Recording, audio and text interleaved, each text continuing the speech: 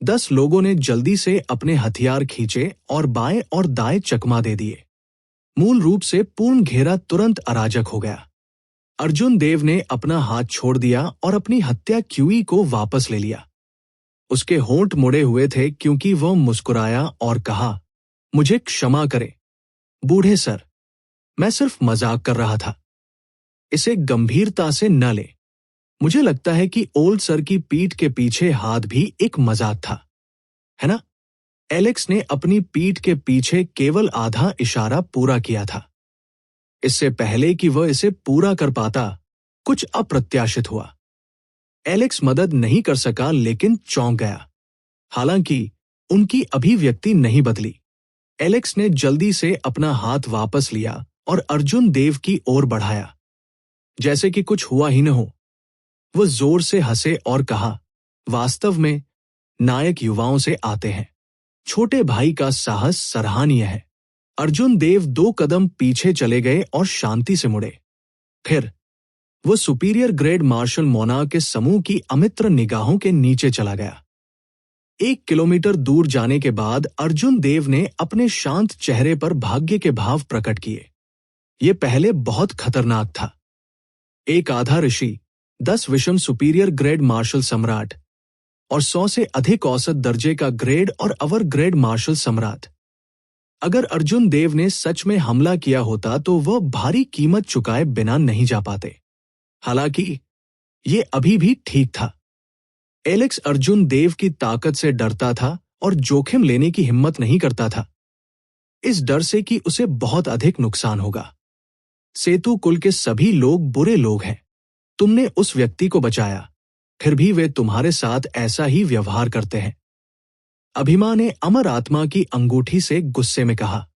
अर्जुन देव ने गहन विचार में प्रवेश किया।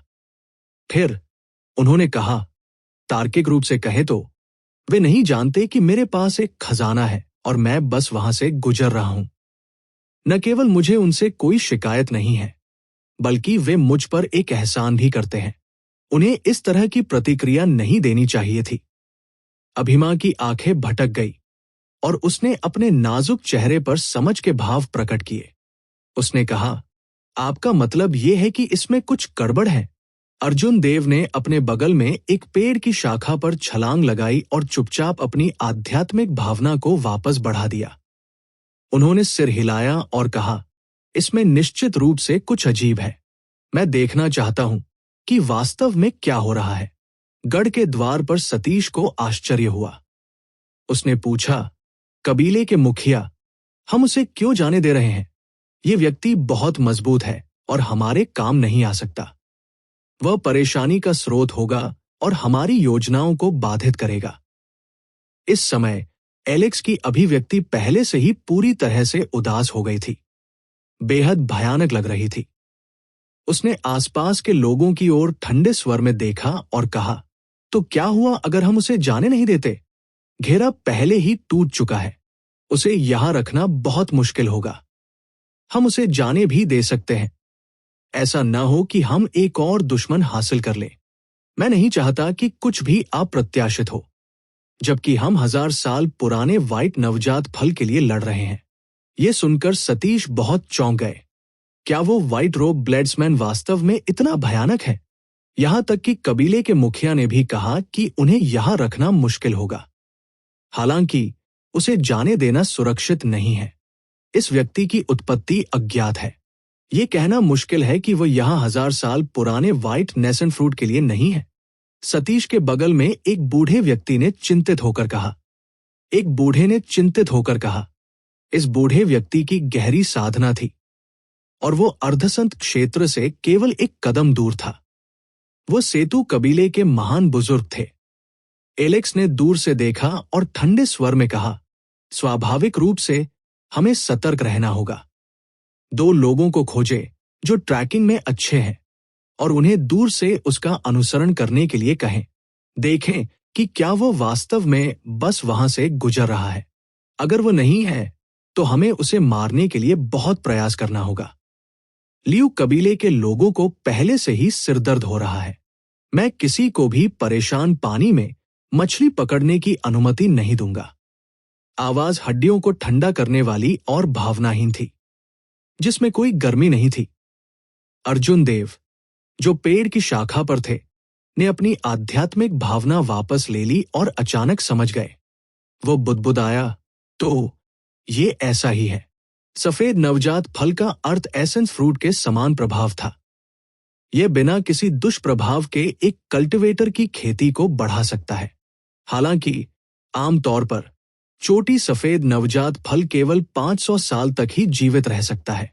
1000 साल पुराना व्हाइट नवजात फल अत्यंत दुर्लभ था। इसे उत्परिवर्तित फल कहना अतिशयोक्ति नहीं होगी। इसके प्रभाव मार्शल ऋषियों को भी लुभा सकते हैं। यदि कबीले ने इसे प्राप्त कर लिया और इसे सेतु कबीले को अर्धऋषि को तोड़ने के लिए दे दिया, तो ये मार्शल ऋषि जियोन नहीं होगा। एक आधा ऋषि 50 सुपीरियर ग्रेड मार्शल मोनार्क के बराबर था।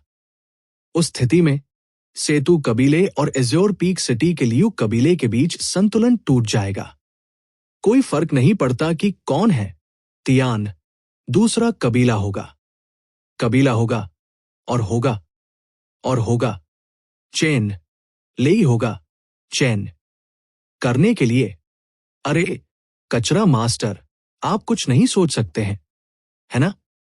आपको स्पष्ट रूप से सोचना होगा। दोनों परिवारों की ताकत को एक साथ जोड़ने के साथ हमारे लिए जीतना असंभव है। जब अभिमा ने देखा कि अर्जुन देव को लुभाया गया है, तो उसने उसे याद दिलाया। अर्जुन देव ने धीरे से कहा, मेरे ऐसे इरादे हैं। सुपीरियर ग्रेड मार्शल मोनार्क के माध्यम से तोड़ने के लिए मुझे कम से कम 200 medal grade spirit gathering pulse की आवश्यकता होगी। ये एक खगोलीय योग है। ये 1000 साल पुराना सफेद नवजात फल व्यावहारिक रूप से मेरे लिए बनाया गया है। अभिमा ने सलाह देना जारी रखा। हालांकि 2 अर्धऋषियों से बाघ के मुंह से भोजन छीनना बहुत मुश्किल है। इसके अलावा उनके पीछे मार्शल मोनार्क विशेषज्ञों का एक समूह है। अर्जुन देव ने पेड़ की शाखा से नीचे छलांग लगाई और शांति से कहा, मैं अपनी सीमाओं को जानता हूं। मजबूत और कमजोर अर्धऋषि हैं। जाहिर है, ये दोनों बिरांशु और अन्य की तुलना में बहुत कमजोर हैं। उन्होंने कहा, सबसे महत्वपूर्ण बात यह है कि ये दोनों एकजुट नहीं हैं। इसे देखते हुए मेरे पास एक अच्छा मौका है।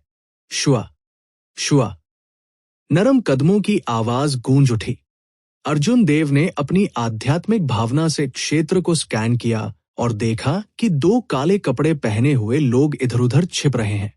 वे 500 मीटर दूर एक पेड़ से चिपक गए, उसे ध्यान से देख रहे थे। काले कपड़े पहने 2 लोगों ने अपनी आभा वापस ले ली। वे एक चट्टान की तरह थे। पेड़ से चिपके रहने पर जीवन शक्ति का कोई संकेत नहीं दिखा रहे थे। उनका छिपाने का कौशल बहुत प्रभावशाली था।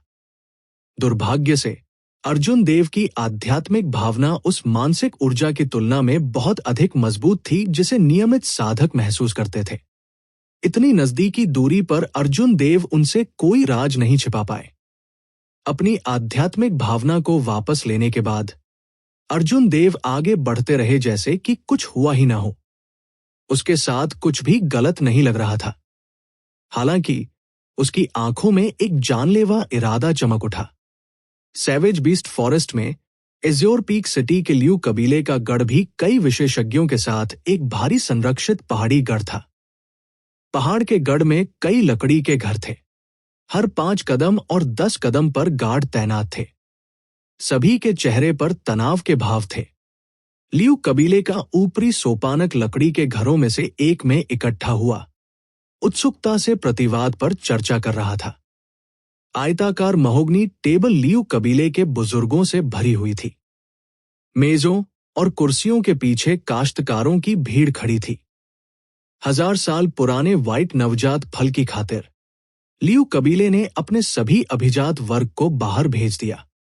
यहां तक कि यहां का सबसे कमजोर लियू कबीले का शिष्य भी एक मेडल ग्रेड मार्शल मोनार्क था।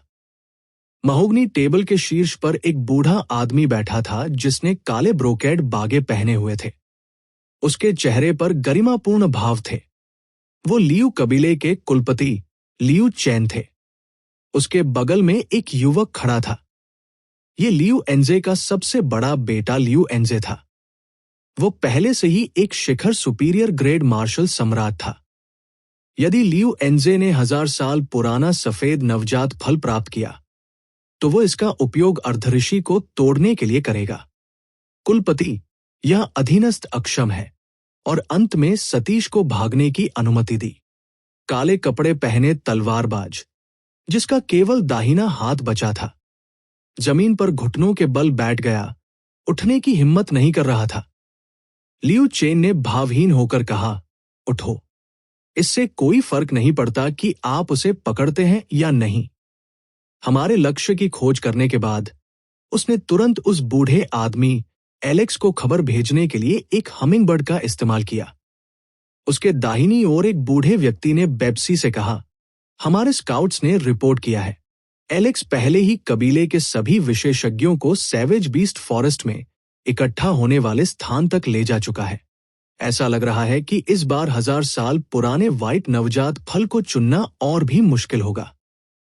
हजारों साल पुराने व्हाइट नवजात फल की रखवाली करने वाले कोई स्पिरिट बीस्ट के लिए यह असंभव था। जब यह पूरी तरह से पक जाता है, तो यह दूर से स्पिरिट बीस्ट को भी आकर्षित कर सकता है। इन स्पिरिट बीस्ट्स में से 1000 साल पुराने व्हाइट नवजात फल प्राप्त करने की कोशिश करना पहले से ही काफी मुश्किल था। अब सेतु कबीले के जुड़ने के साथ चर की संख्या में काफी वृद्धि हुई थी। लियू चेन चिंता किए बिना नहीं रह सके। लियू चेन की आंखों में एक क्रूर रोशनी दिखाई दी।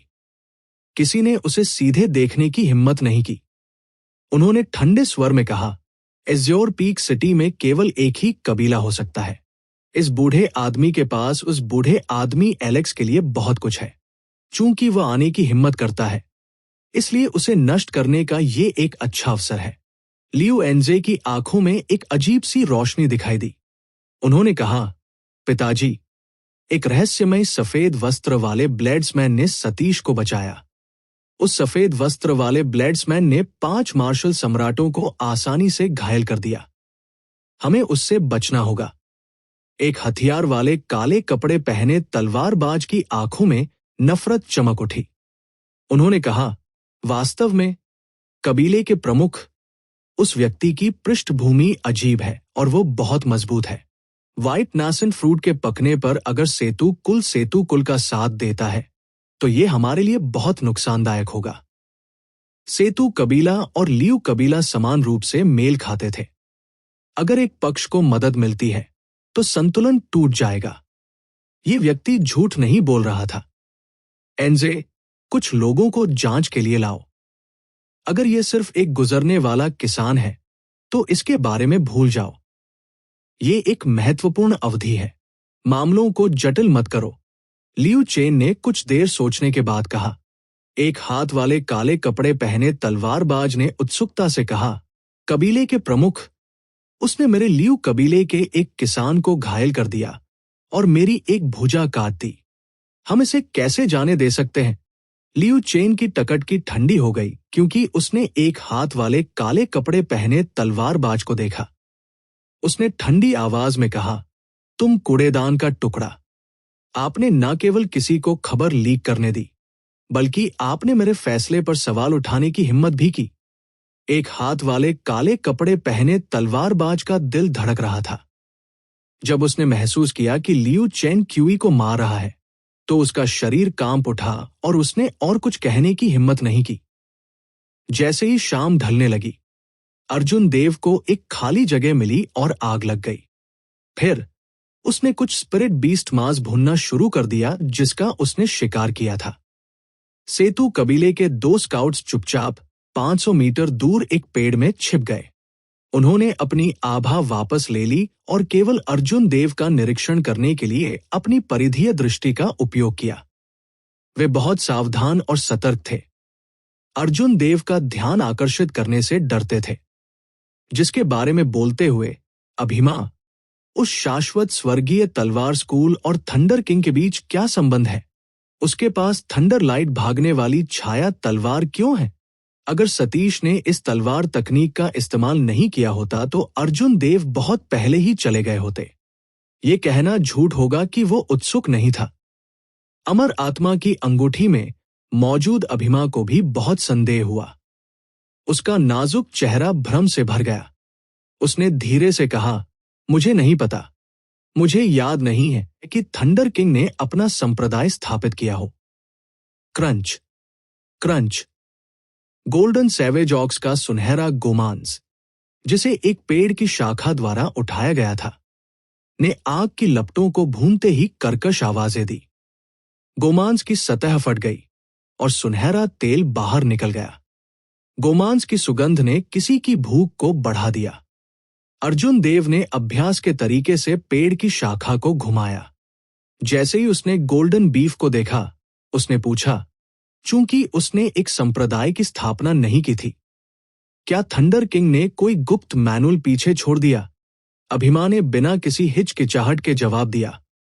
वो अपने पीछे गुप्त मैनुअल छोड़ गया था।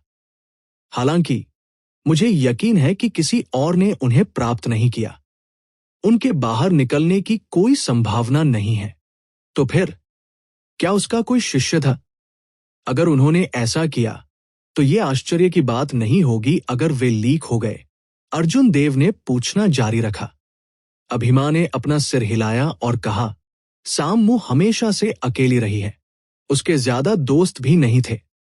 उसका शिष्य कैसे हो सकता है? कोई गुप्त मैनुअल या उत्तराधिकारी नहीं थे।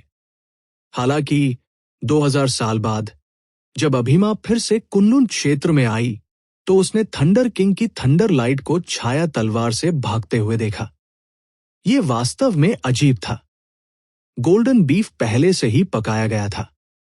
अर्जुन देव ने गोमांस का एक टुकड़ा फाड़ दिया और व्यंजन का आनंद लिया। फिर उसने यूनिवर्स रिंग से वाइन का एक फ्लास्क निकाला और उसे पी लिया। अर्जुन देव ने अलाव के पास बैठकर मांस के बड़े टुकड़े खाए।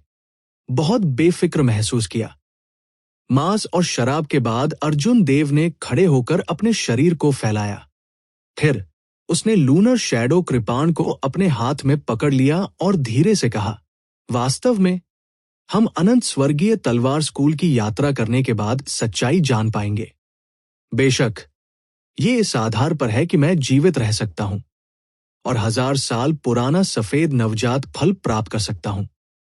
अर्जुन देव के बोलने के ठीक बाद वह जल्दी से मुड़ा और तुरंत चंद्र छाया कृपाण खींच लिया। देदीप्यमान कृपाण प्रकाश ने तुरंत अंधेरे जंगल को रोशन कर दिया। 500 मीटर की दूरी पर सेतु कबीले के 2 काश्तकारों को छिपाने वाला पेड़ फट गया। सेतु कुल के 2 साधक पूरी तरह से अर्जुन देव के संपर्क में थे। चलिए चलते हैं, इस व्यक्ति ने हमें बहुत पहले खोज लिया था। सेतु कबीले के 2 साधक बहुत चौंक गए। बिना कुछ कहे वे अलग हो गए और भाग गए। अर्जुन देव ने बाईं ओर सेतु कबीले के साधक की ओर देखा और मंद मंद मुस्कुराया। उसने जमीन से धक्का दिया और उसके पैरों के नीचे एक नीला ड्रैगन छवि दिखाई दी जो उसे हवा में ले गई। दोनों स्काउट्स छिपने और ट्रैक करने में अच्छे थे। उनकी खेती ऊंची नहीं थी। वे केवल प्रारंभिक चरण के अवर ग्रेड मार्शल सम्राट थे। वे अर्जुन देव के लिए एक मैच कैसे हो सकते हैं?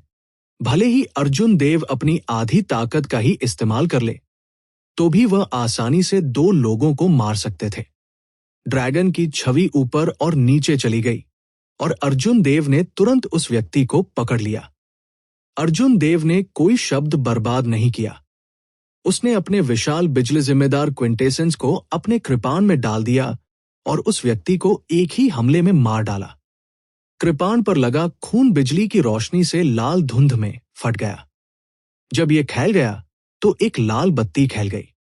अर्जुन देव ने अपनी आंखें सिकोड़ ली और लाल बत्ती के माध्यम से झांका। फिर वह बचे हुए व्यक्ति का पीछा करने लगा। जब उस व्यक्ति ने अपने साथी की दयनीय चीख सुनी तो वह डर से पीला पड़ गया। एक आदान प्रदान में उनकी मृत्यु हो गई। वास्तव में वह व्यक्ति कौन था जिसका कबीले के मुखिया ने उन्हें अनुसरण करने के लिए कहा था? Blue dragon tell whip. एक तेज हवा चली और अर्जुन देव का शरीर एक चाप में चला गया। वो कई ऊंचे पेड़ों के पास से गुजरा, अपने साथ हवा का एक तेज झोंका लेकर आया। 100 की आवाज के साथ वह अचानक उस व्यक्ति के सामने आ गया। वो व्यक्ति जल्दी से भाग गया। अर्जुन देव की कैजुअल किक ने 500 टन की ताकत को ढोया। हर जगह यह गुजरा, अंतरिक्ष कांप उठा। बैंग!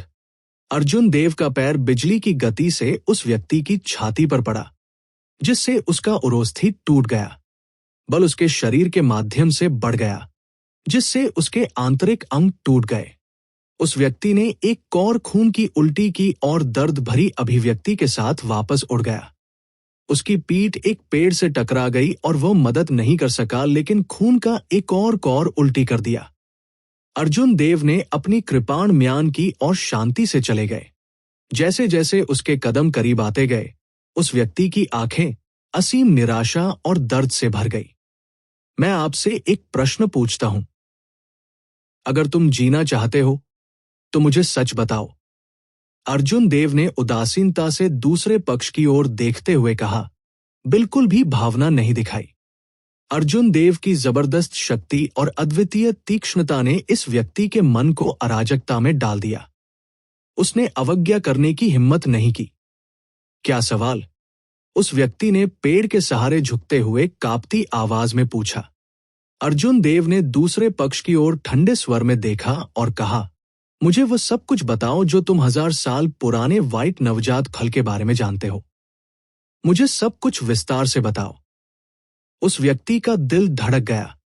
वो सहज रूप से कुतर्क करना चाहता था, इसलिए उसने कहा, मैं नहीं। बैंग!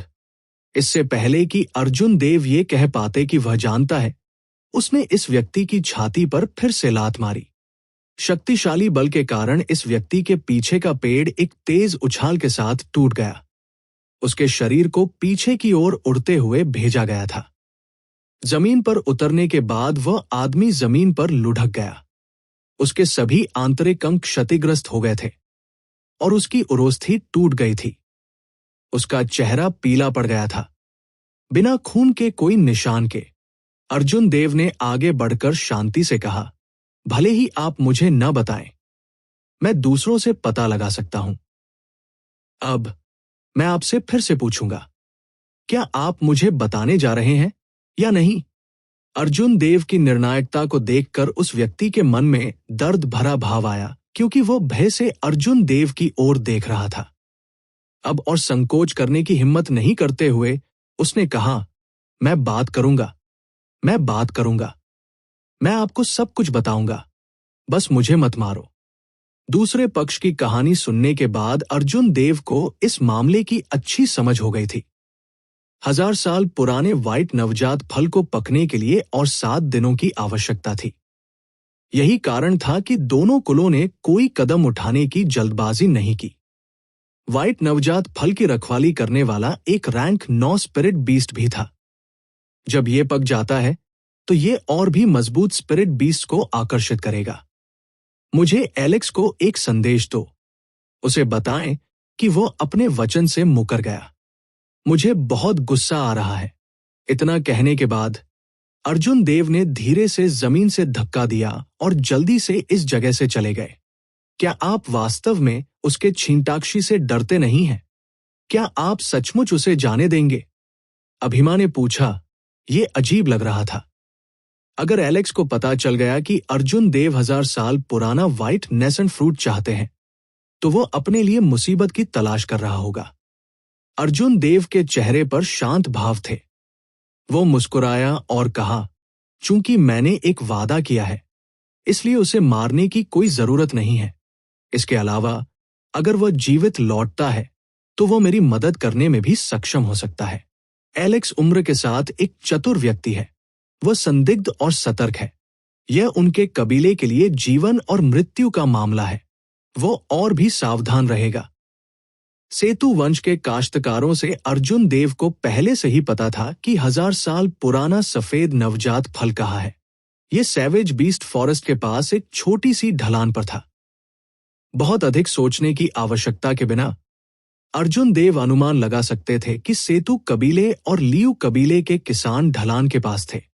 अब उसके लिए वहां जाना तर्कहीन होगा। आखिरकार 1000 साल पुराने व्हाइट नवजात फल के पकने में अभी भी 7 दिन और थे। कोई जल्दी नहीं थी। कुछ देर तक खुद से बुदबुदाने के बाद अर्जुन देव ने ब्रह्मांड की अंगूठी से कृपाण खींचते हुए किंग सम्राट की पेंटिंग को निकाला और धीरे धीरे उसे फहराया। जब पेंटिंग पूरी तरह से फहराई गई तो वो धीरे धीरे बह गई और अर्जुन देव के सामने मंडराने लगी। वास्तविक युद्ध में किंग सम्राट के कृपाण को खींचने की ताकत असाधारण थी। अर्जुन देव ने इसका प्रत्यक्ष अनुभव किया था। यह सिर्फ इसकी एक सतही समझ थी और इसमें पहले से ही इस तरह की युद्ध क्षमता थी। अगर इसमें और सुधार हुआ तो ये और भी अविश्वसनीय होगा। इस रहस्यमयी पेंटिंग में अर्जुन देव की दिलचस्पी गहरी हो गई।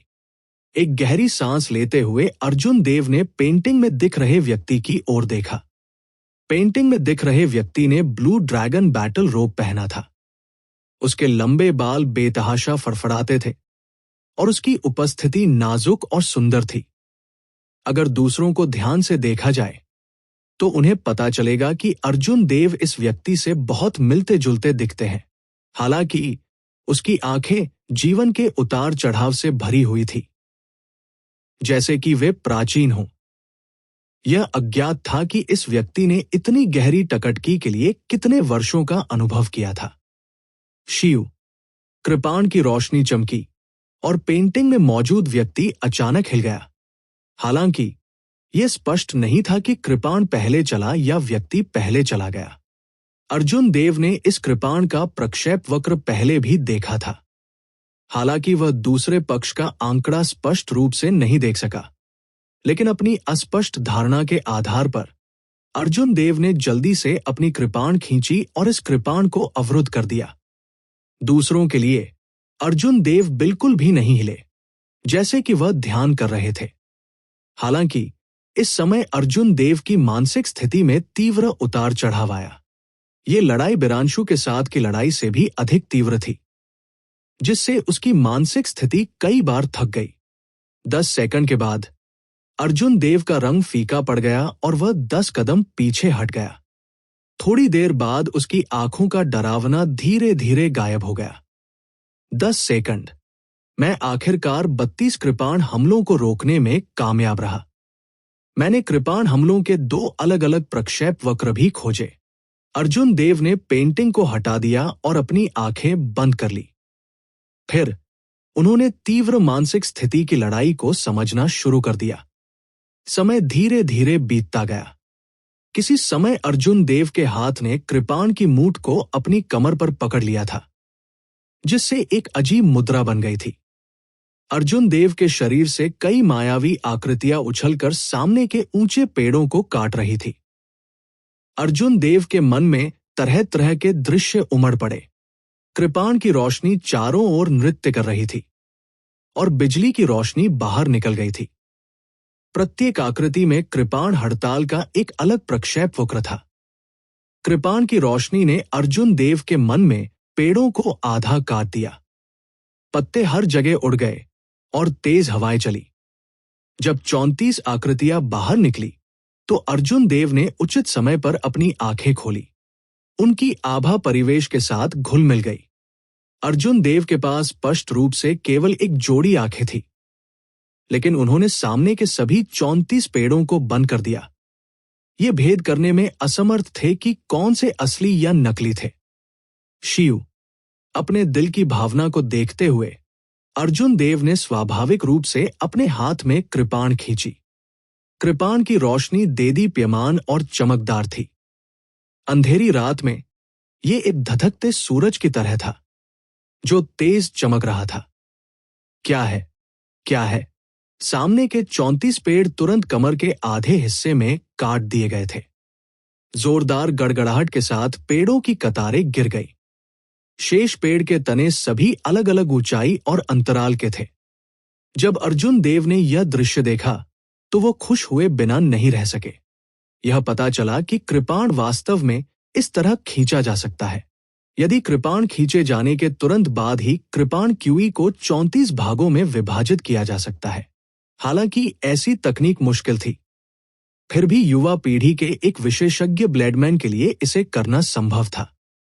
हालांकि कृपाण क्यूई के प्रत्येक स्ट्रैंड के लिए एक अलग प्रक्षेप वक्र, स्थिति और ताकत हासिल करने के लिए एक सच्चे ग्रैंड मास्टर स्तर के वरिष्ठ के अलावा युवा पीढ़ी में कोई और ऐसा नहीं कर सकता था।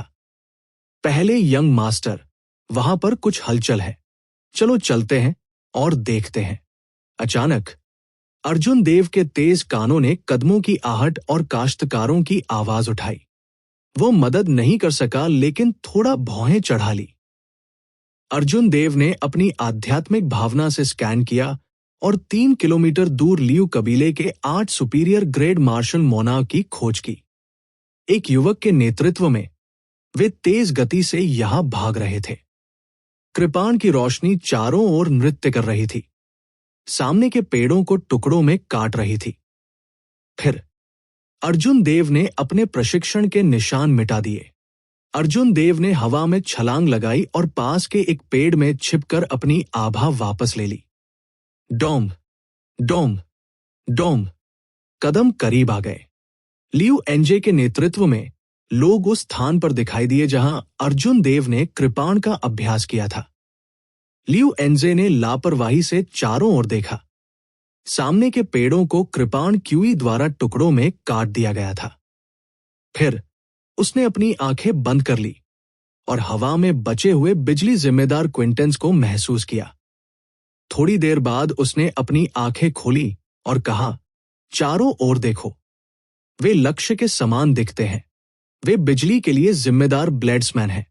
उन्हें खोजने के बाद तुरंत अलार्म बजाएं।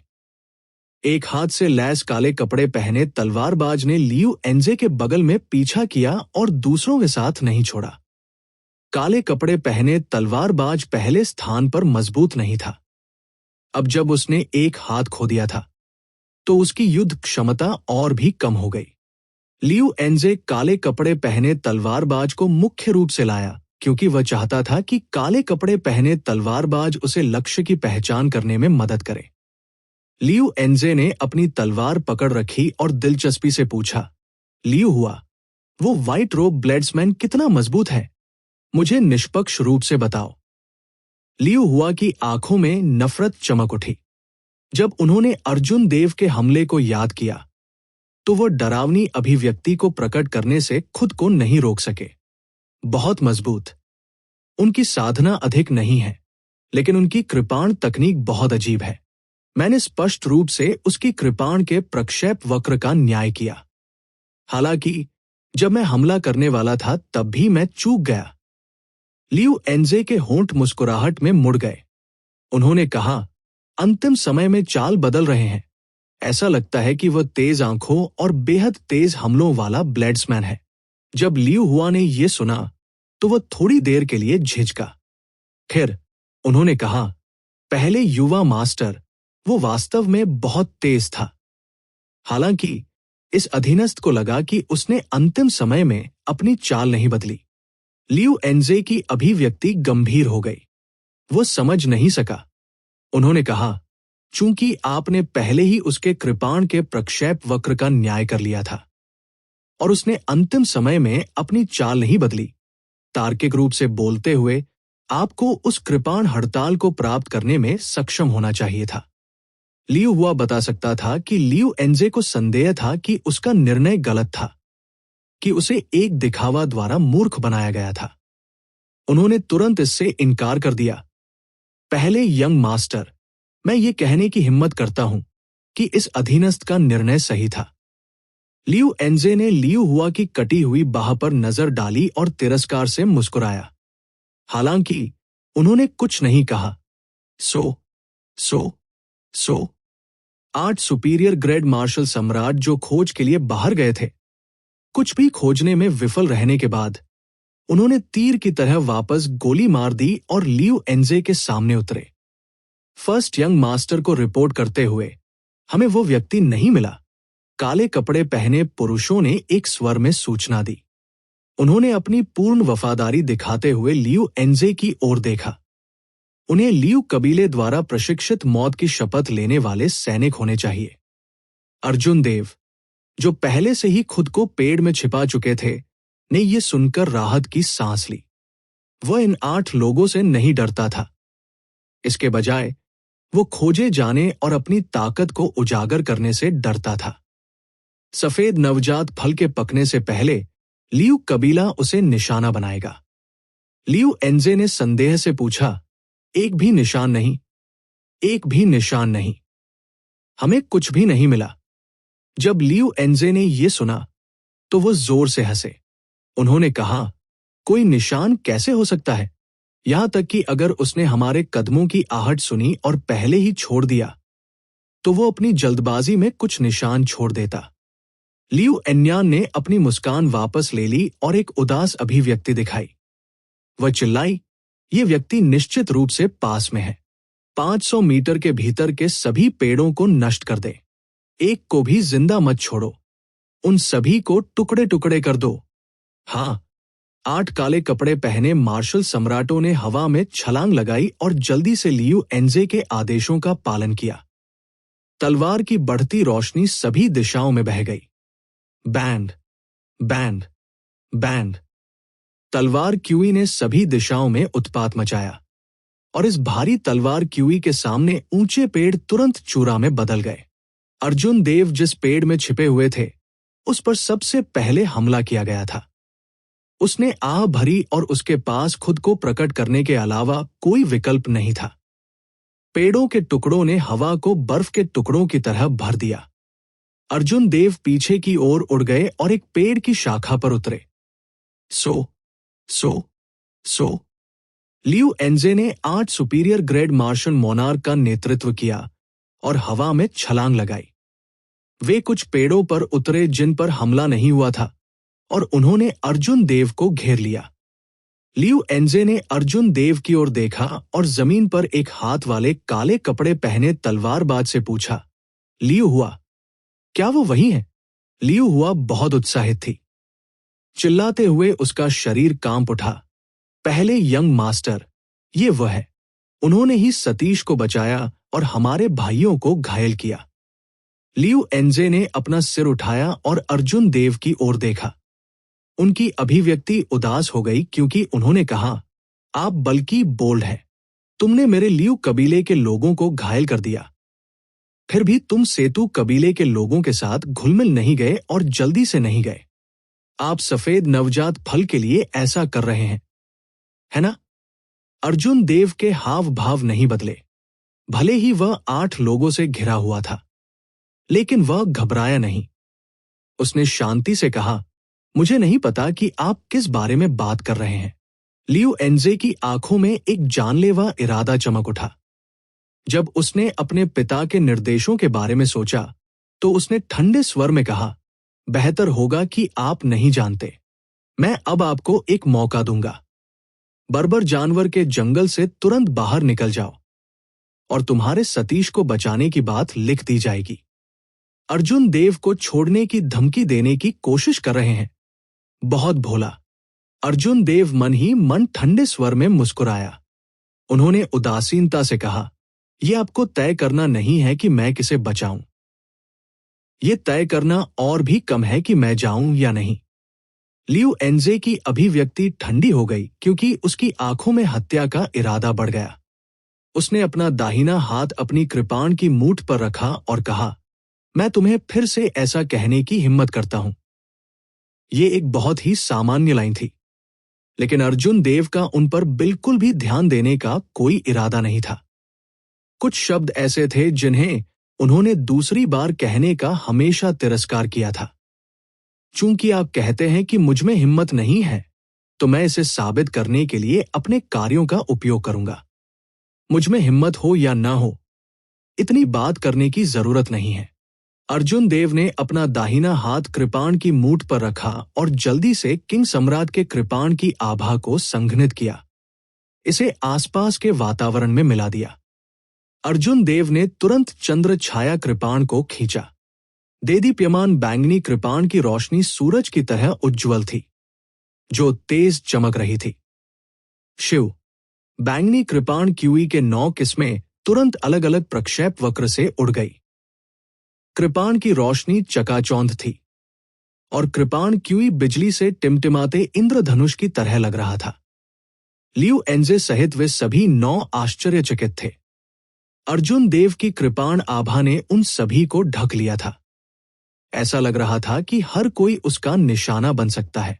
हालांकि तार्किक रूप से कहे तो उसके पास केवल एक कृपाण और एक जोड़ी आंखें थी। उसके लिए एक बार में 9 लोगों पर हमला करना असंभव था। यह सब सिर्फ एक भ्रम था। हालांकि वास्तविकता ने सामान्य ज्ञान को चुनौती दी। अर्जुन देव की कृपाण ने वास्तव में 9 लोगों को मारा। इसके अलावा प्रत्येक कृपाण हड़ताल का प्रक्षेप वक्र और ताकत सभी अलग अलग थे। इस समय सामान्य ज्ञान पूरी तरह से उलट गया था। क्लैंग क्लैंग, तलवार की रोशनी और कृपाण क्यूई टकरा गए और क्विंटेसेंशियल एसेंस में विस्फोट हो गया, जिससे एक शक्तिशाली शॉकवेव का उत्सर्जन हुआ जिसने सीधे एक बड़े पेड़ को काट दिया। एक स्लैश के साथ उसने आसानी से 9 लोगों के गठन को बाधित कर दिया, उन्हें अराजकता में फेंक दिया। उड़ते हुए ड्रैगन, अर्जुन देव ने ड्रैगन की सवारी की और ऊपर उड़ गया। सियान ड्रैगन की छवि ने उसे ले लिया और घोस्ट इमेज चॉप का उपयोग करते हुए सीधे लू लियू एनजे के सामने उड़ान भरी। बिना अंत के गड़गड़ाहट हुई। कृपाण की रोशनी भूतिया छाया की तरह थी। असली और नकली के बीच अंतर करना मुश्किल था। लियू एनजे ने अपनी कलाई को झटका दिया और एक नीली तलवार का फूल दिखाई दिया, जिसने कृपाण की रोशनी को अवरुद्ध कर दिया। हालांकि कृपाण में निहित सत्य सार ऊर्जा और गड़गड़ाहट की अमर स्थिति उनकी अपेक्षाओं से कहीं अधिक थी। प्रत्येक कृपाण हमले के साथ लियू एनजे हवा में 100 मीटर पीछे हट गया। 72 हमलों के बाद वो पहले ही 7 किलोमीटर से अधिक पीछे हट चुका था। वेरिटेबल एसेंस एनर्जी द्वारा बनाई गई एक तेज हवा बह गई। दोनों जहां भी गुजरे, ऊंचे पेड़ उखड़ गए और जमीन में लंबी नाले दिखाई दी। 72 हमले पूरे होने के बाद गड़गड़ाहट की अमर स्थिति वाली कृपाण क्यूई ने तुरंत बिजली का एक विशाल समुद्र बनाया जो फट गया। लियू एनजे की प्रतिक्रिया की गति बहुत प्रभावशाली थी। बिजली का समुद्र बनने से पहले उन्होंने जल्दी से अपनी हेवन रैंक मार्शल तकनीक को अंजाम दिया। तलवार की रोशनी की 9 चमकदार नीली गेंदों ने अर्जुन देव के शरीर को घेर लिया और तेजी से चारों ओर घूम गया। अर्जुन देव ने घूरते हुए देखा, उसके बाल बिखरे हुए थे और उसके कपड़े बेतहाशा फड़फड़े हुए थे। बूम! बिजली का समुद्र वेरिटेबल एसेंस एनर्जी की 9 गेंदों से टकरा गया। एक बढ़ती हुई ऊर्जा बाहर निकल गई और जमीन वास्तव में डूब गई। उसके बाद धूल के अनगिनत कण तोप के गोले की तरह बाहर निकल गए, जिससे दोनों के चारों ओर एक बड़ा गड्ढा बन गया।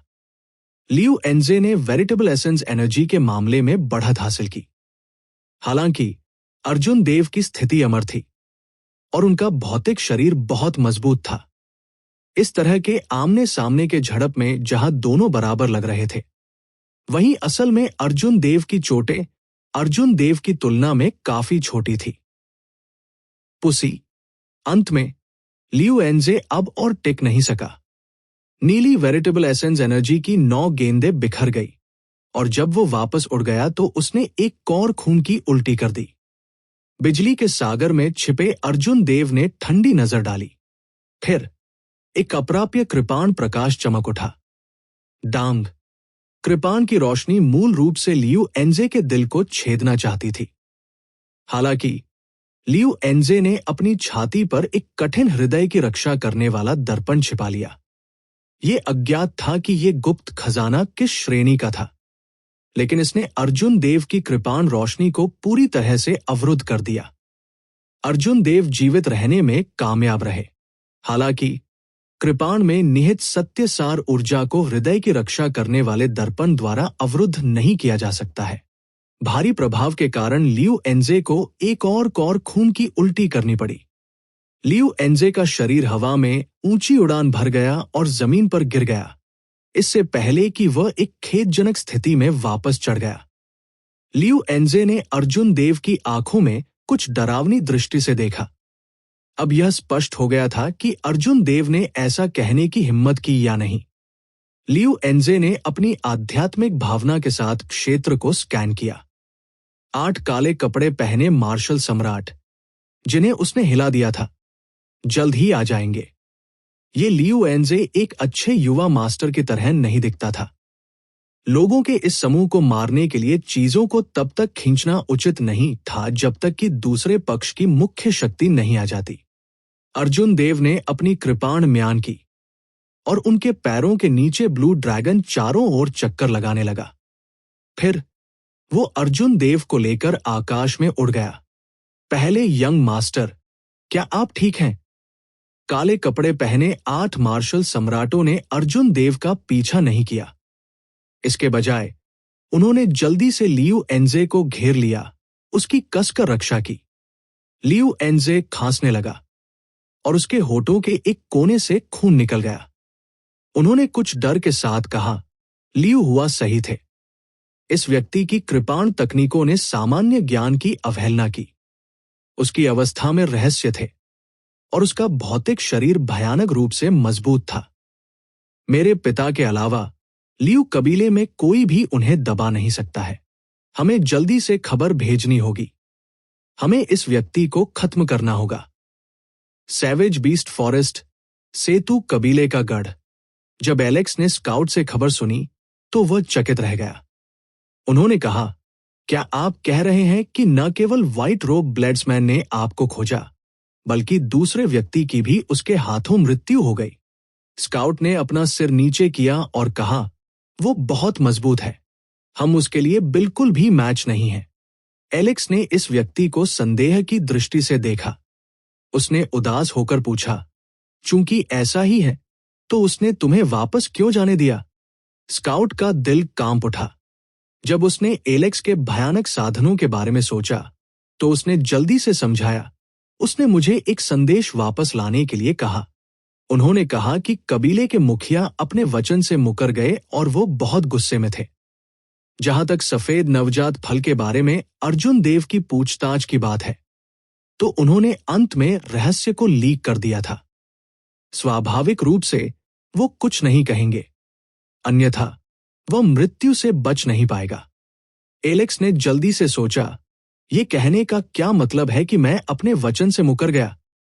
क्या वह लोगों को अपने पीछे आने के लिए भेजने के लिए मुझ पर दोष लगा रहा है? वो बहुत गुस्से में है। क्या वह मुझे धमकी दे रहा है? कोई बात नहीं। ऐसे महत्वपूर्ण क्षण में एक निर्दयी व्यक्ति को नाराज करना बुद्धिमानी नहीं है। जब तक वह सफेद नवजात फल छीनने के लिए यहां नहीं है, तब तक कोई बात नहीं। तो क्या हुआ अगर एक स्काउट मर जाता है? हालांकि जैसे ही एलेक्स बोलने वाला था, उसने देखा कि स्काउट का हाथ उसकी आस्तीन में छिपा हुआ हिंसक रूप से कांप रहा था। घुटने टेको। एलेक्स की अभिव्यक्ति बदल गई क्योंकि वो अचानक चिल्लाया। उसकी आवाज गड़गड़ाहट की तरह और पहाड़ की तरह राजसी थी। एलेक्स ने वर्षों से जो महिमा जमा की थी, वो अचानक फूट पड़ी, जिससे दोषी स्काउट घबरा गया। वो तुरंत जमीन पर घुटनों के बल बैठ गया और दया की भीख मांगते हुए झुक गया। कबीले के प्रमुख, कृपया मुझे छोड़ दें। उस व्यक्ति ने मुझे सफेद नवजात फल की बात कहने के लिए मजबूर किया। मैंने निश्चित रूप से ये कहने की पहल नहीं की। एलेक्स का चेहरा डूब गया। उन्होंने ठंडे स्वर में कहा, कितनी गहरी योजना है। मैं लगभग इसके लिए गिर गया। उसे जिंदा लौटने देना उसे मारने से बेहतर है। यह स्पष्ट रूप से मेरे संदेह को खत्म करने का एक बेहतर तरीका है। मजबूत ताकत, शांत और निर्णायक दिमाग। इस व्यक्ति को हटा दिया जाना चाहिए। एलेक्स ने लापरवाही से स्काउट को सामने से दूर कर दिया। फिर उसने अपने अधीनस्थों को निर्देश दिया, मेरे आदेश पारित करो। अपनी पूरी ताकत से उस व्हाइट रोब ब्लेड्समैन को खोजें। मैं व्यक्तिगत रूप से इस व्यक्ति को मारने के लिए एक टीम का नेतृत्व करूंगा। दूसरी ओर लियू कबीले के गढ़ में भी ऐसा ही दृश्य सामने आया। जब लियू चेन ने लियू एनजे की रिपोर्ट सुनी तो वो बहुत चौंक गए। थोड़ी देर बाद लियू चेन ने निर्देश दिया, इस व्यक्ति को अपनी पूरी ताकत से खोजें। मैं व्यक्तिगत रूप से एक टीम का नेतृत्व करूंगा। हम किसी को 1000 साल पुराने सफेद नवजात फल का लाभ कैसे उठाने दे सकते हैं? यह समझना आसान था कि उन दोनों ने एक ही निर्णय क्यों लिया। वे खुले में दुश्मन से नहीं डरते थे। वे अंधेरे में छिपे एक मजबूत प्रतिद्वंदी से डरते थे। ऐसे दुश्मन से कोई भी डरेगा। व्हाइट नवजात फल के परिपक्व होने में अभी 7 दिन और थे। एक चर को समाप्त करके वे अधिक सहज महसूस करेंगे। जब आकाश चमका तो अर्जुन देव को स्पष्ट रूप से लगा कि जंगल में वातावरण कुछ और है। सेतु कबीला और लियू कबीला, ये 2 कबीले जो एक दूसरे के साथ झगड़े थे, ऐसा लगता था कि एक मौन समझ में आ गए हैं और एक साथ काम कर रहे हैं।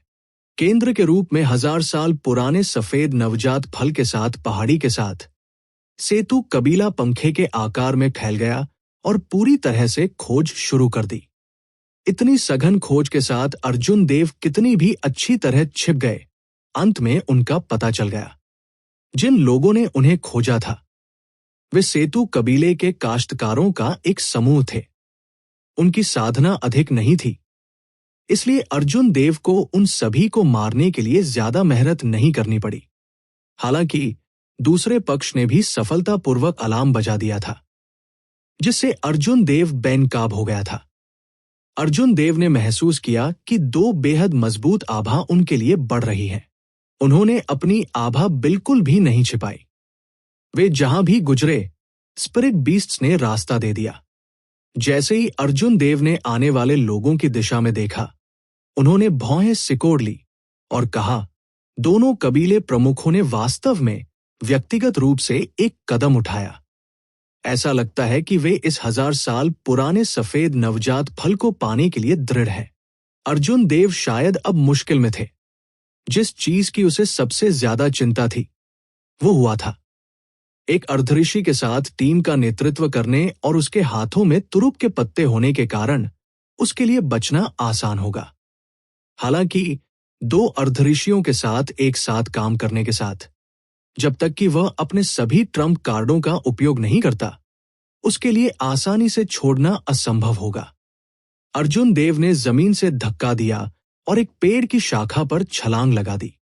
फिर वो फुर्ती से जंगल में चला गया। एक हल्की छलांग के साथ उसने 500 मीटर की यात्रा की। अर्जुन देव अपने पीछे कई पेड़ छोड़ गए। एलेक्स के जाने के कुछ ही समय बाद वो वही दिखाई दिया जहां अर्जुन देव थे। जमीन 5 या 6 सेतु कबीले के काश्तकारों की लाशों से बिखरी हुई थी। इन सभी की एक ही हड़ताल में मौत हो गई थी। उनमें से कुछ ने अपने हथियार भी नहीं निकाले थे। सनसनाहट, सनसनाहट। सेतु कबीले के सुपीरियर ग्रेड मार्शल सम्राट, जो धीमे थे, एक के बाद एक उतरे। जब उन्होंने जमीन पर लाशें देखीं, तो वे बहुत चौंक गए। क्या तेज कृपाण! एलेक्स की अभिव्यक्ति कुछ गंभीर हो गई। उसे अपनी रीढ़ की हड्डी में ठंडक महसूस हुई। अगर ऐसा कोई डरावना व्यक्ति उस पर पीछे से हमला कर दे तो ये बेहद खतरनाक होगा। शिव! सोनिक बूम गूंज उठे। एलेक्स ने अपना सिर भी नहीं घुमाया क्योंकि उसने कहा, वो यहां है। जो व्यक्ति आया वह एलेक्स की दास्ता थी। एज़ोर पीक सिटी के लियू कबीले के प्रमुख लियू चेन। लियू चेन ने एक शब्द भी नहीं कहा। उसने केवल शांति से जमीन पर पड़ी लाशों को देखा। हालांकि सेतु कबीले के काश्तकारों ने ऐसा व्यवहार किया जैसे कि वे एक बड़े दुश्मन का सामना कर रहे हों, अविश्वसनीय रूप से घबराए हुए महसूस कर रहे हों। जल्द ही लियू कबीले के सुपीरियर ग्रेड मार्शल सम्राट एक के बाद एक उतरे। जब उन्होंने जमीन पर लाशों को देखा तो उन्होंने इसी तरह के भयानक भाव प्रकट किए। एलेक्स ने मुड़कर लियू चेन को सार्थक रूप से देखा। उन्होंने शांति से कहा, ओल्ड फॉगी लियू, आप और मैं दशकों तक लड़े हैं। आपको पता होना चाहिए कि मैं अब क्या सोच रहा हूं, है ना? लियू चेन की झुर्रीदार आंखें थोड़ी तिरछी हो गई। उन्होंने मुस्कुराते हुए कहा, हमारे पात्रों को देखते हुए हम दूसरों को अपना फायदा उठाने देने के लिए तैयार नहीं हैं। मुझे पता है कि आप क्या सोच रहे हैं। अच्छा, सफेद नवजात फल के पकने से पहले हमारे कबीले हमारे पिछले द्वेषों को एक तरफ रख देंगे और इस व्यक्ति से अपनी पूरी ताकत से निपटेंगे। तुम क्या सोचते हो? एलेक्स ने अपनी आंखों में एक उज्जवल चमक के साथ उदास होकर कहा। लियू चेन ने अपने बूढ़े चेहरे पर एक भयावह मुस्कान प्रकट की। उन्होंने कहा, मैं ठीक यही सोच रहा हूं। मेंटिस सिकाड़ा का पीछा करता है, पीछे के ओरियोल से अनजान है। दोनों कुल, जो आग और पानी की तरह थे, वास्तव में अर्जुन देव के दबाव में एक आम दुश्मन से निपटने के लिए एक साथ काम करने के लिए तैयार थे। अगर इसकी खबर फैलती है तो ये पूरे एज्योर पीक सिटी को चौंका देगी। एलेक्स ने उस दिशा में देखा जिस दिशा में अर्जुन देव ले गए थे। उसने शांति से कहा, तुम्हारे और मेरे अलावा इस बटोरे को कोई और नहीं रोक सकता। मेरी राय है कि एक बार जब हम इस बटोहे की खोज कर लेते हैं तो हमें तुरंत एक साथ हमला करना चाहिए। आप और मैं, चलो तुरंत एक साथ हमला करते हैं। पीछे मत हटो। ऐसा न हो कि हम हताहतों की संख्या बढ़ा दें। कल रात लियू एंज ने पहले ही लियू चेन को अर्जुन देव की ताकत के बारे में बता दिया था। अब जब उसने अपने सामने लाशें देखी तो लियू चेन आश्चर्यचकित हुए बिना नहीं रह सका।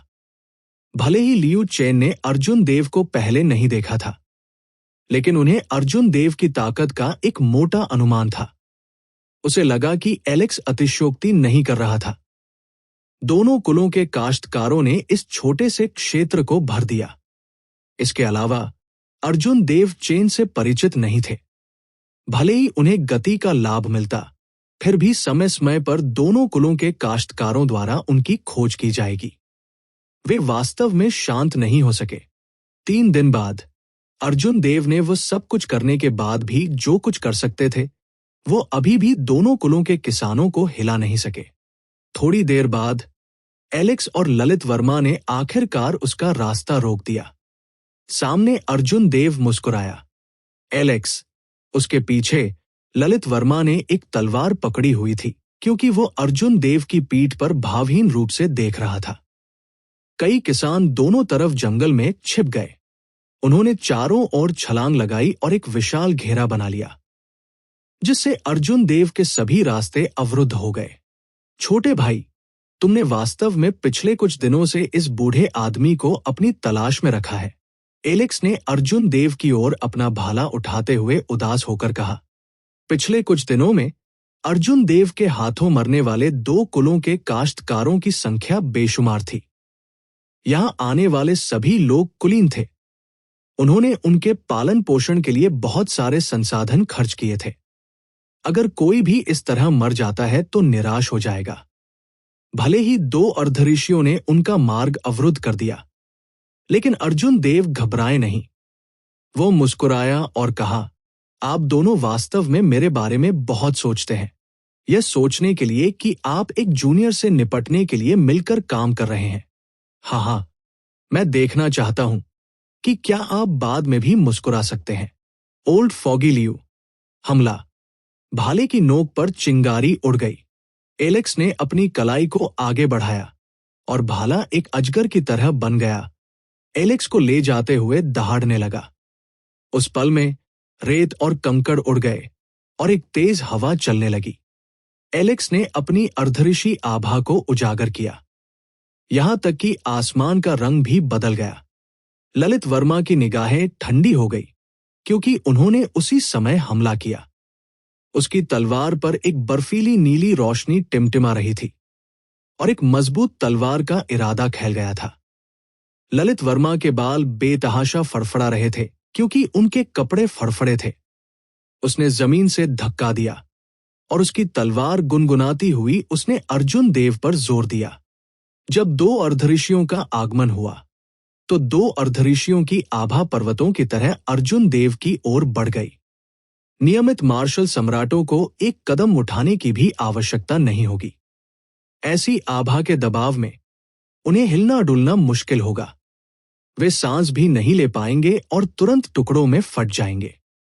हालांकि ये दोनों ये सोचने के लिए बहुत भोले थे कि वे अर्जुन देव को दबा सकते थे, जिन्होंने अपनी आभा के साथ 10 मोनाग ब्लड ग्रास का सेवन किया था। अपने रक्त की शक्ति को सक्रिय करने के बाद अर्जुन देव के शरीर में प्राचीन संप्रभु की आभा बाहर निकल गई। एक महान, प्राचीन, विशाल और विशाल संप्रभु की आभा खेल गई, जो बिना किसी डर के दोनों की अर्धऋषि आभा से टकरा रही थी। Band, band, band. निराकार आभा आपस में टकरा गई, जिससे हवा में तेज आवाजें आ रही थी। अचानक छोटे तूफान बने और सभी दिशाओं में फैल गए। तूफान दोनों तरफ के पेड़ों के माध्यम से बह गया। हरे भरे पत्ते तुरंत बह गए, केवल नंगे पेड़ के तने रह गए। पेड़ों में छिपे 2 कुलों के किसान तेजी से रास्ते से हट गए। प्राचीन संप्रभु की आभा से पहले एलेक्स और ललित वर्मा एक पल के लिए रुके बिना नहीं रह सके। वे स्पष्ट रूप से गार्ड से पकड़े गए थे। अर्जुन देव ने इस मौके का फायदा उठाया। उसने जल्दी से अपने दाहिने हाथ से अपनी कृपाण खींची। ये किंग सम्राट का कृपाण का चित्रण था, जिसके बारे में उन्होंने बुनियादी समझ हासिल की थी। असीम रूप से देदीप्यमान बैंगनी कृपाण क्यूई 2 भागों में विभाजित हो गया। 2 अलग अलग प्रक्षेप वक्र में आगे बढ़ रहा था, क्योंकि उन्होंने दोनों द्वारा प्रकट किए गए उद्घाटन पर हमला किया था। डांग, डांग, डांग। 2 धातु की गड़गड़ाहट गूंज उठी। एलेक्स और ललित वर्मा, 2 अर्धऋषि, वास्तव में अर्जुन देव की कृपाण द्वारा वापस जाने के लिए मजबूर किए गए थे। हालांकि एक अर्धऋषि अंत में अभी भी आधा ऋषि था। अर्जुन देव के संप्रभु की आभा के अनुकूल होने के बाद उन्होंने फिर से आक्रमण किया। भारी हमलों में विशाल सर्वोत्कृष्टता थी, जो जमीन को ढकने वाले काले बादलों की तरह लग रही थी। उनकी आभा चौंकाने वाली थी और उनकी शक्ति अद्वितीय थी। अर्जुन देव ने 10 मूव्स ऑन किए। उसकी क्यूई और खून बढ़ गया और उसकी बाहें थोड़ी सुन्न हो गई। हालांकि उन्हें कोई खास चोट नहीं आई, लेकिन स्थिति अच्छी नहीं थी। वो बिल्कुल भी जवाबी कार्रवाई नहीं कर सका। खेती में अंतर बहुत बड़ा है, यहां तक कि अगर मैं अपने सभी ट्रम्प कार्ड समाप्त कर देता हूं, तो मैं अभी के लिए 2 अर्धऋषियों को नहीं ले सकता। सबसे अच्छा, मैं उनसे ड्रॉ तक लड़ सकता हूं। अभी भी बहुत सारे किसान हैं जो मुझ पर लालच से नजर रख रहे हैं। अगर मैं सर्वोत्कृष्टता से बाहर निकलता हूं, तो मैं मौत से बच नहीं पाऊंगा। मुझे उन्हें मेरा पीछा करने के लिए छोड़ने का एक तरीका सोचना होगा। आखिरकार उनका अंतिम लक्ष्य 1000 साल पुराना व्हाइट नेसेंट फ्रूट है और आधे ऋषियों से लड़ना नहीं है। तेज हवा के बीच अर्जुन देव को दोनों के हमले हुए। उसने जल्दी से सोचा कि क्या करना है। अनजाने में 100 चालें बीत चुकी थी। जंगल के बगल में दोनों कुलों के काश्तकारों ने देखते हुए अपनी आंखें चौड़ी कर ली। उन सभी के पास अविश्वसनीय भाव थे। अप्रत्याशित रूप से ये साथी कमजोर होने के कोई संकेत दिए बिना 2 अर्धऋषियों के हमलों के खिलाफ 100 कदम चला। एलेक्स की भाले की रोशनी कांप उठी क्योंकि उसने उदास होकर कहा, ओल्ड फॉगिलियो, यह आपकी हत्या की चाल चलने का समय है। उनके प्रतिद्वंदी से निपटना अप्रत्याशित रूप से कठिन था, जिससे दोनों ने कुछ धैर्य खो दिया। ललित वर्मा ने सिर हिलाया और कहा, उसे एक चाल में मार डालो। अर्जुन देव ने अपने शरीर की ऊर्जा को दबा लिया। एक विचार के साथ दोनों अपनी हेवन रैंक मार्शल तकनीकों का उपयोग करने जा रहे हैं। मेरा मौका यहां हो सकता है। 9 रिंग स्टारबस्ट। ललित वर्मा क्रूरता से चिल्लाए और तलवार क्यूई की 9 नीली गेंदें उसके चारों ओर दिखाई दी। तलवार क्यूई की प्रत्येक गेंद को संकुचित किया गया था और इसमें भयानक शक्ति थी। तलवार क्यूई की गेंदें ललित वर्मा के चारों ओर घूमती रहीं। ललित वर्मा की आभा बढ़ गई और कृपाण की तरह सभी दिशाओं में तेज हवाएं चल रही थी। का का का प्रतिक्रिया करने के लिए किसी भी समय के बिना विशाल पेड़ों को हवा के ब्लेड द्वारा टुकड़ों में काट दिया गया था। दोनों कुलों के आसपास के काश्तकारों ने भयभीत भावों का खुलासा किया क्योंकि वे जल्दी से भाग गए। ललित वर्मा के हाथों में इस कदम की ताकत लियू एनजे की तुलना में 10 गुना अधिक मजबूत थी। वे पूरी तरह से अलग स्तर पर थे। ललित वर्मा ने अपनी तलवार को दूर तक ले जाया और तलवार क्यूई की 9 गेंदें एक में विलीन हो गई। अर्जुन देव की ओर एक चमकदार रोशनी शॉट। 10,000 तलवारें हवा में गुनगुना रही थी, अंतहीन बज रही थी।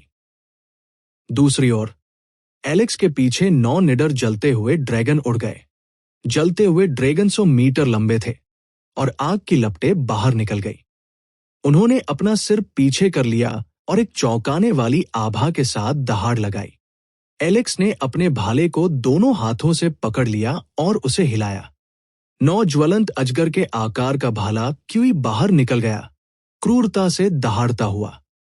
हवा में आग की लपटें भड़क उठीं और तापमान बढ़ गया, यहां तक कि हवा में धूल भी पिघल गई। बहुत भयानक लग रही थी। अर्जुन देव के शरीर में ऊर्जा के अनगिनत तार टकरा गए। ये 2 अर्धऋषियों से 100 चालें प्राप्त करने का परिणाम था। यदि उसकी हड्डियों पर सुनहरी प्रकाश बाधा नहीं होती तो वो पहले ही गंभीर रूप से घायल हो गया होता। सौभाग्य से जब तक वह लड़ाई के बाद ठीक हो जाएगा, वह तुरंत ठीक हो जाएगा। इस ऊर्जा को दबाने के बाद अर्जुन देव ने दोनों को अपनी हेवन रैंक मार्शल तकनीक को निष्पादित करते हुए देखा। अर्जुन देव ने इस ऊर्जा को दबा दिया और दोनों द्वारा निष्पादित हेवन रैंक मार्शल तकनीकों को देखा। उसने जल्दी से एक निर्णय लिया और तुरंत ड्रैगन को वश में करने वाले slash return of the azure dragon को अंजाम दिया। असीम समुद्र को देखते हुए अर्जुन देव के पीछे विशाल लहरें उठीं। जैसे ही ब्लू ड्रैगन समुद्र से बाहर कूद गया, पानी के 999 खंभे आकाश में उड़ गए। ड्रैगन माइट कृपाण पर इकट्ठा हुआ और एक बढ़ती हुई ड्रैगन के आकार की कृपाण क्यूई का गठन किया। शुभ बादलों ने आकाश को ढक लिया और ड्रैगन फैल सकता है। फिर ये देदीप्यमान तलवार क्यूई और भयानक 9 जलते ड्रैगन से टकरा गया। बैंग! जमीन पर एक धरती को हिला देने वाला विस्फोट हुआ। तलवार की गोली और फायर ड्रैगन कृपाण क्यूई एक ही समय में फट गए। एक पल में जमीन पर अनगिनत दरारें दिखाई दी, जो मकड़ी के जाले की तरह फैल गई। विशाल चट्टानें आकाश में उड़ गई और हवा में गोली मार दी, जिससे आकाश और सूरज ढक गया। उसके बाद शॉकवेव्स ने हवा में चट्टानों को चकनाचूर कर दिया और उन्हें हवा के साथ बिखेर दिया, जिससे एक उमड़ता हुआ असीम रेतीला तूफान बन गया। हवा में भरी धूल में एक सफेद आकृति देखी जा सकती थी। उसने एक कौर खून की उल्टी की और बुरी तरह से वापस उड़ गया।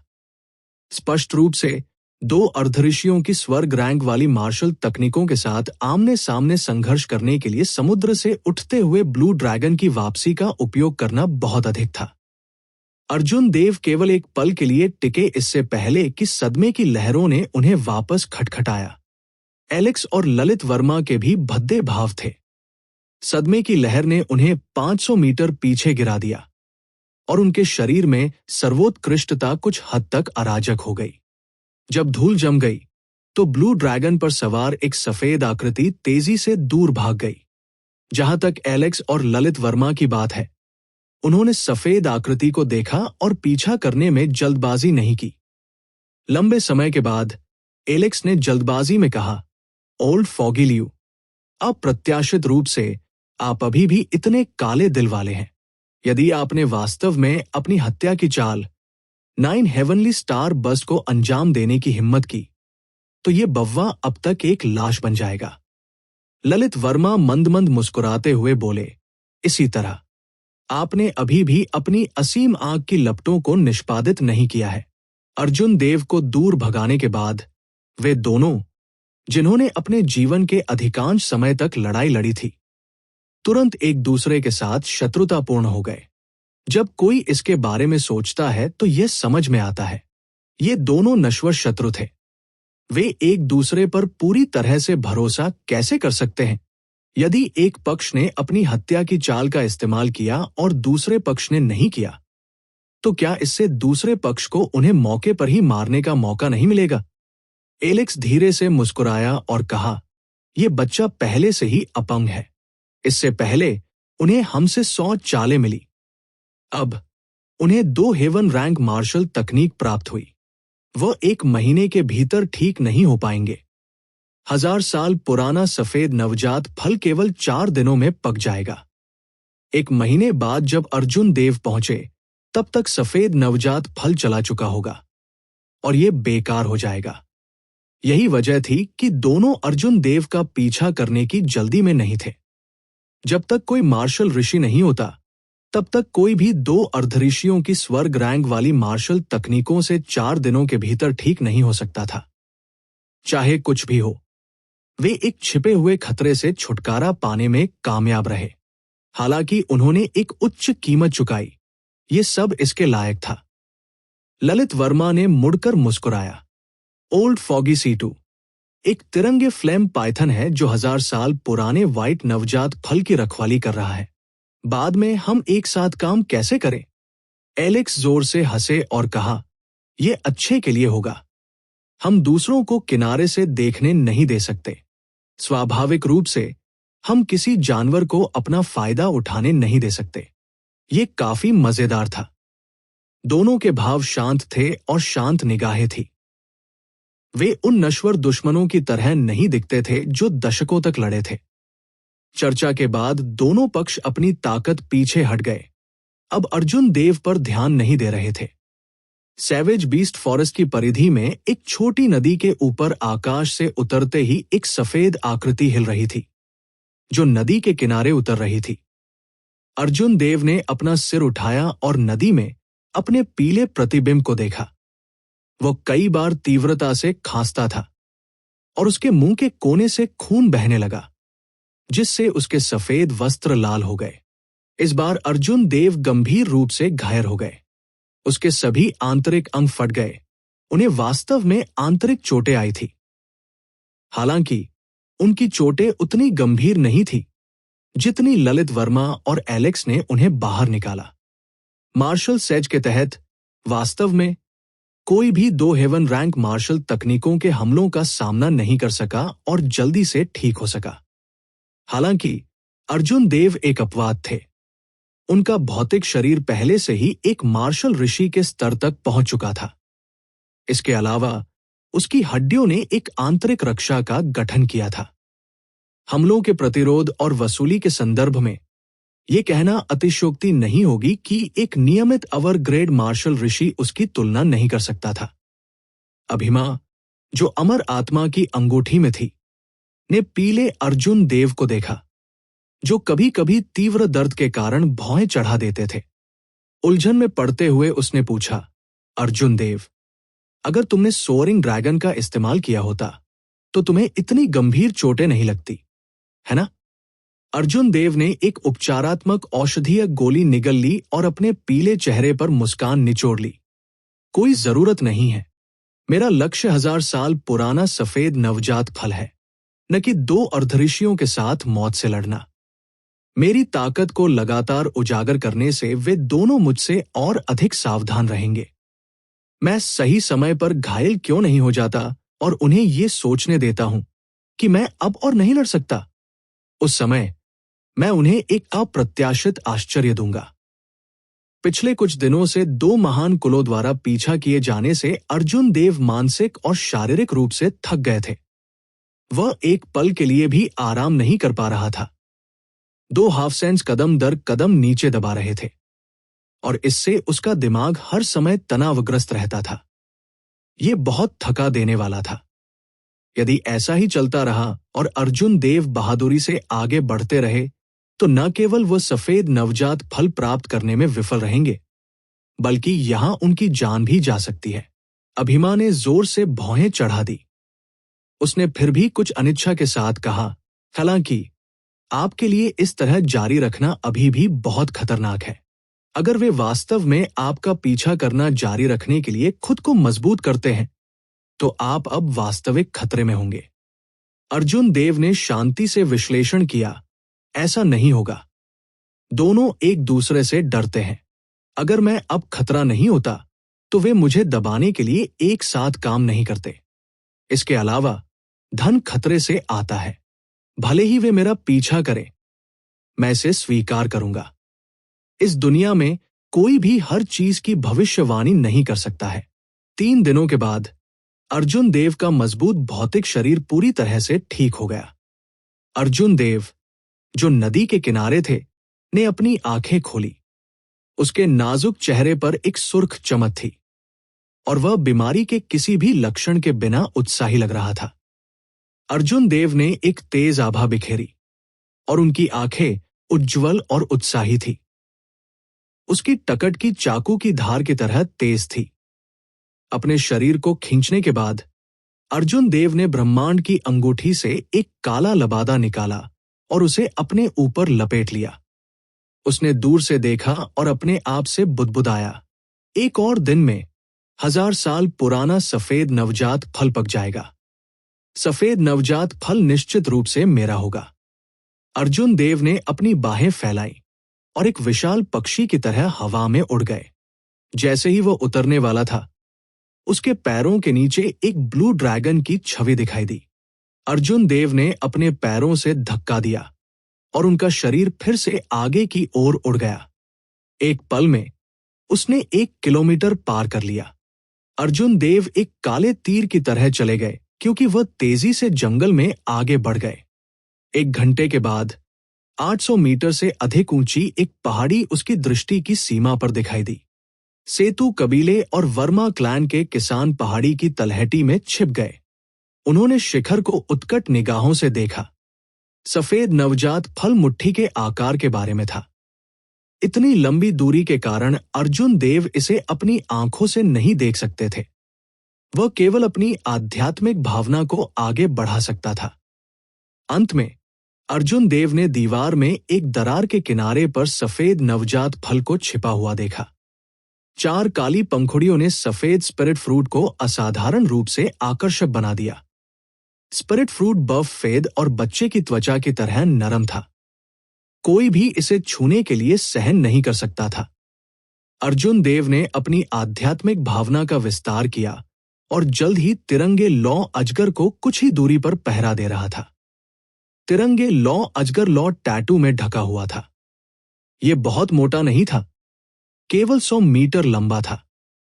इसकी तुलना 300 मीटर लंबे अजगर से नहीं की जा सकती थी, जिसे अर्जुन देव ने एक बार देखा था।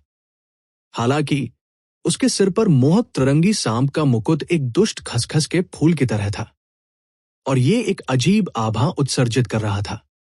इसने लोगों को याद दिलाया कि ये एक वास्तविक 9वीं कक्षा का स्पिरिट बीस्ट था जिसकी तुलना सेमीसेज दायरे के विशेषज्ञ से की जा सकती है। अर्जुन देव की आध्यात्मिक चेतना ने एलेक्स और ललित वर्मा को हवा में देखा। अर्जुन देव के होठों के कोने थोड़े मुड़े हुए थे। उसने अपना हुड नीचे खींच लिया और अपनी बाहों को पार कर लिया। फिर वह एक पेड़ की शाखा पर खड़ा हो गया और चुपचाप इंतजार करने लगा। तूफान से पहले हमेशा शांति की अवधि होती थी। हवा नहीं चलेगी और जानवर चिल्लाते नहीं थे। सब कुछ असाधारण रूप से शांत होगा, इतना शांत कि ये किसी को दुखी कर देगा। इस समय 1000 साल पुराने सफेद नवजात फल वाली पहाड़ी निस्संदेह शांति की इस अवधि में थी। एलेक्स और वर्मा कबीले के किसान खुद को पहाड़ी के नीचे घास और पेड़ों में छिपा लेते थे। उन्होंने अपनी सांसें रोक ली और गतिहीन रहे, सावधानी से एक दूसरे को देख रहे थे। हर कोई जानता था कि कोई फर्क नहीं पड़ता कि किस पक्ष को 1000 साल पुराना सफेद नवजात फल प्राप्त हुआ, दूसरे पक्ष के कबीले को एक आपदा का सामना करना पड़ेगा।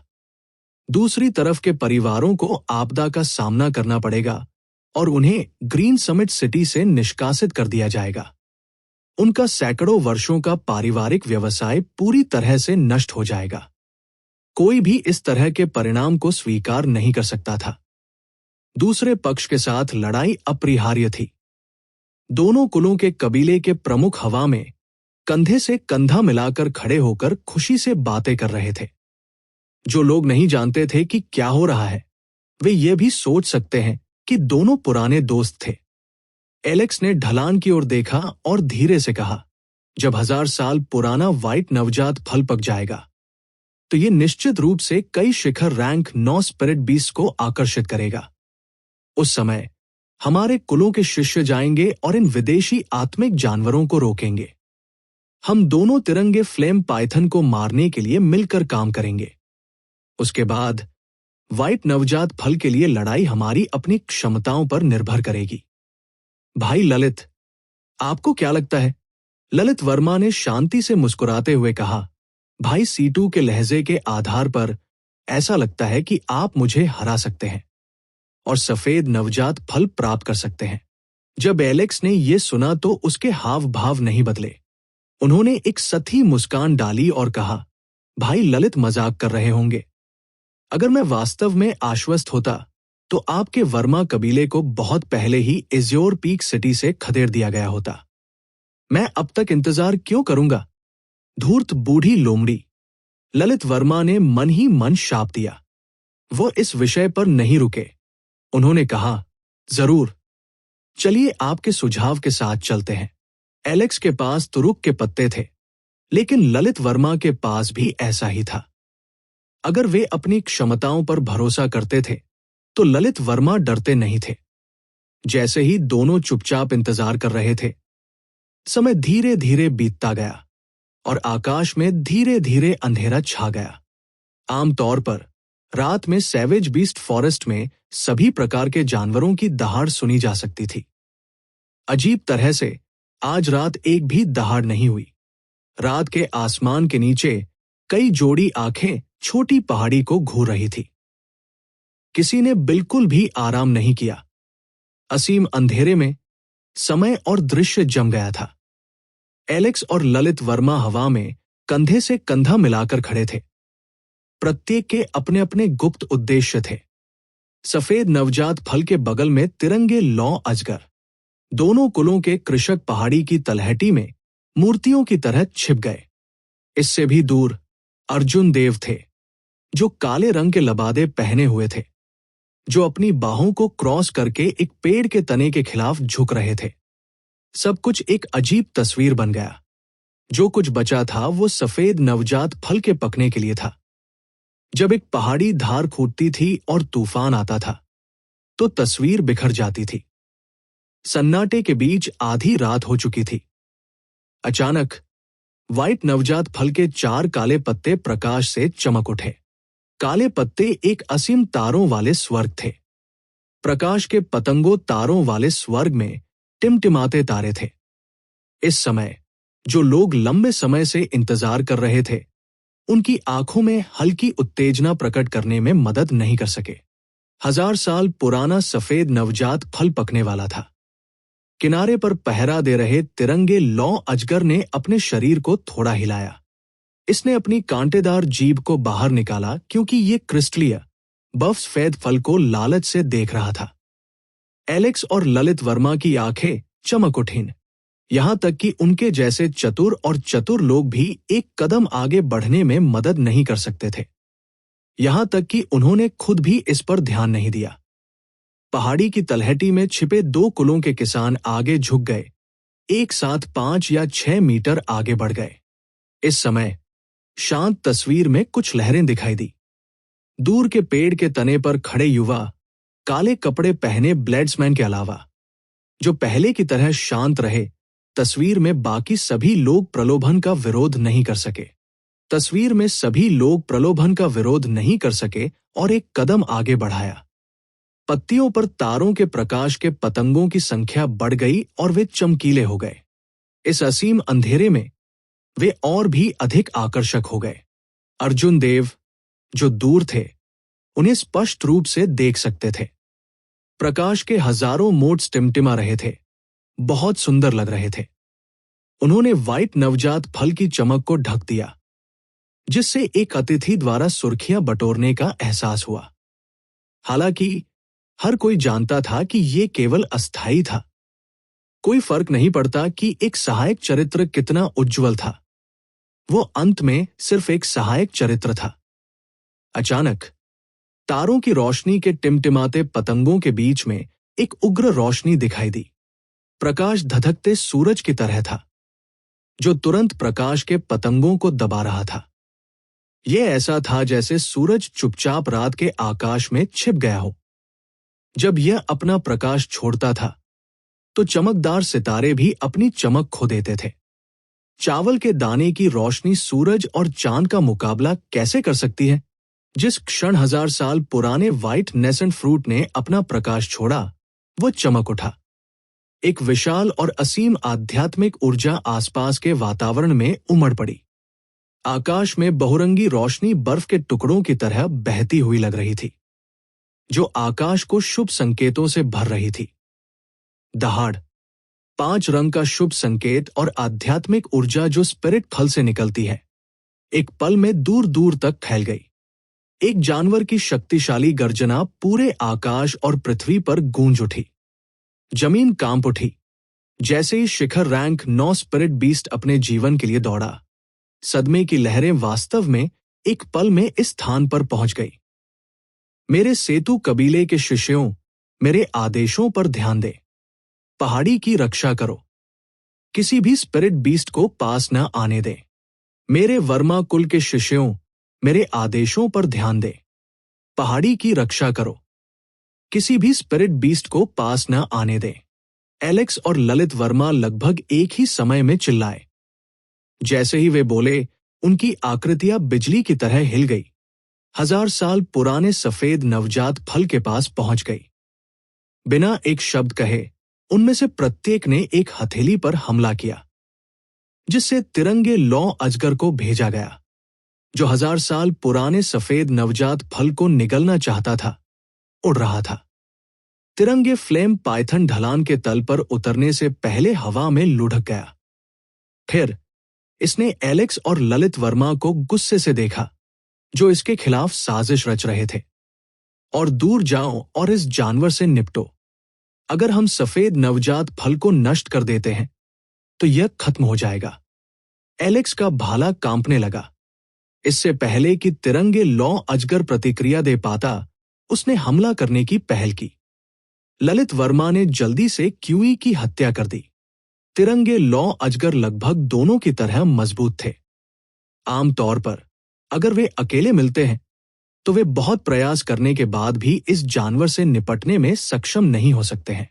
हालांकि आज वे सफेद नवजात फल प्राप्त करने के लिए दृढ़ संकल्पित 2 अर्धऋषियों में भाग गए। तिरंगे फ्लेम पाइथन चाहे कितना भी मजबूत क्यों न हो, वह स्थिति को उलट नहीं सकता था। 2 पुरुषों और एक सांप ने ढलान पर एक गहन लड़ाई शुरू कर दी। दोनों के एक साथ काम करने के साथ उन्होंने तिरंगे फ्लेम पाइथन को तब तक दबा दिया जब तक कि वह कोई परेशानी पैदा नहीं कर सका। उसी समय ढलान के तल पर लड़ाई भी शुरू हो गई। दोनों कुलों के सैकड़ों कुलीन काश्तकारों ने रैंक 9 स्पिरिट बीस्ट से बचाव के लिए एक साथ काम किया, जो उन्मत्त रूप से दौड़ रहे थे। ढलान के तल पर लड़ाई शीर्ष पर की तुलना में बहुत अधिक खूनी थी।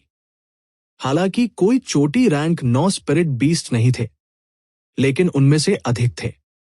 दोनों कुलों के काश्तकारों ने कड़वाहट से बचाव किया, लेकिन वे अभी भी तुलना में फीके पड़ गए। हर पल हताहतों की संख्या बढ़ती रही। इस समय शांतिपूर्ण दृश्य पूरी तरह से बिखर गया था। दयनीय रोना, जानवर दहाड़ना, सर्वोत्कृष्ट विस्फोट और सभी प्रकार की अराजक आवाजें अंतहीन रूप से बजती रहीं। हुड के नीचे अर्जुन देव ने सफेद नवजात फल को देखा, जो अभी भी एक उज्जवल प्रकाश देता था। उसने गहरी सोच में प्रवेश किया। थोड़ी देर बाद अर्जुन देव ने रात में भूत की तरह धीरे से जमीन से धक्का दिया। वह चुपचाप आगे बढ़ता रहा, ऊंची और ऊंची उड़ान भरता रहा जब तक कि उसने खुद को बादल में नहीं छिपा लिया। अर्जुन देव ने हवा को नियंत्रित किया और बादल को सफेद नवजात फल के शीर्ष पर ले गए। भीषण लड़ाई में सभी लोगों के चेहरे पर घबराहट थी। इस दृश्य पर किसी की ध्यान नहीं गया। आकाश में एक काला बादल धीरे धीरे सफेद नवजात फल के पास पहुंच गया। जब बादल 2 किलोमीटर तक उतरा तो अर्जुन देव रुक गए और एलेक्स और ललित वर्मा की ओर देखा, जो 2 अर्धऋषि थे जो उनके लिए सबसे बड़ा खतरा थे। तिरंगे लौ अजगर पहले से ही घावों से ढका हुआ था।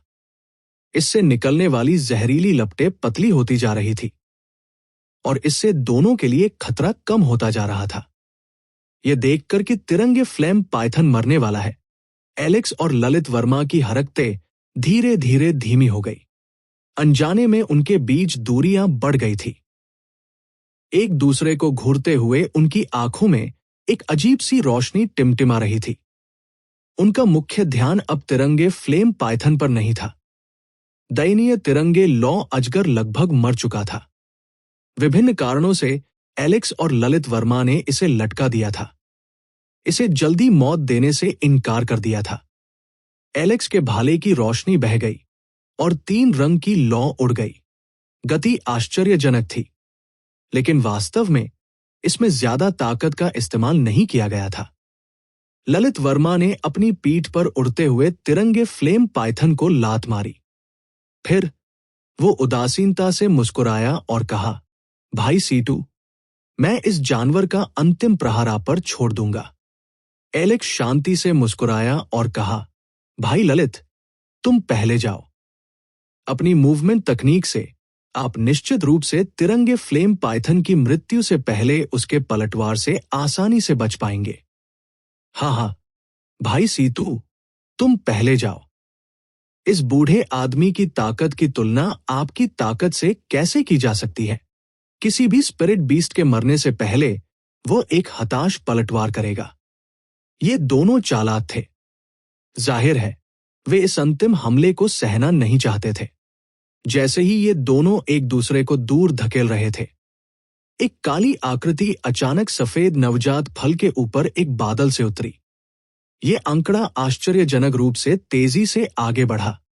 जिस दिशा में वह दिखाई दिए, उसने सभी को भी आश्चर्यचकित कर दिया। एक आकृति चमक उठी। एक दूसरे से चैट कर रहे एलेक्स और ललित वर्मा बिल्कुल भी रिएक्ट नहीं कर सके। किसी ने चमकते सफेद नवजात फल को छीन लिया। जब उन दोनों ने पीछे मुड़कर देखा, तो उन्होंने देखा कि एक काली आकृति सफेद नवजात फल ले जा रही है, जो तेजी से पहाड़ से नीचे भाग रही है। एलेक्स और ललित वर्मा के मुंह सदमे से खुल गए। जब उन्होंने प्रतिक्रिया दी, तो वे क्रोधित हो गए। कितना बोल्ड! उसकी हिम्मत कैसे हुई कि उसने हमारी नाक के नीचे से 1000 साल पुराने सफेद नवजात फल को छीन लिया। एलेक्स ने उग्रता से दहाड़ना शुरू कर दिया और उन्माद में काली आकृति का पीछा किया। इतने लंबे समय तक योजना बनाने के बाद अंतिम समय में किसी ने खजाना छीन लिया।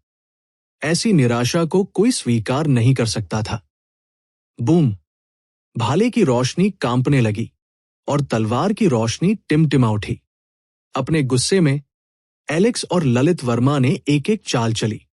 तलवार की रोशनी की एक नीली गेंद और एक गर्जना करने वाला फायर ड्रैगन काली आकृति पर हमला कर रहा था। उसे रोकने की कोशिश कर रहा था।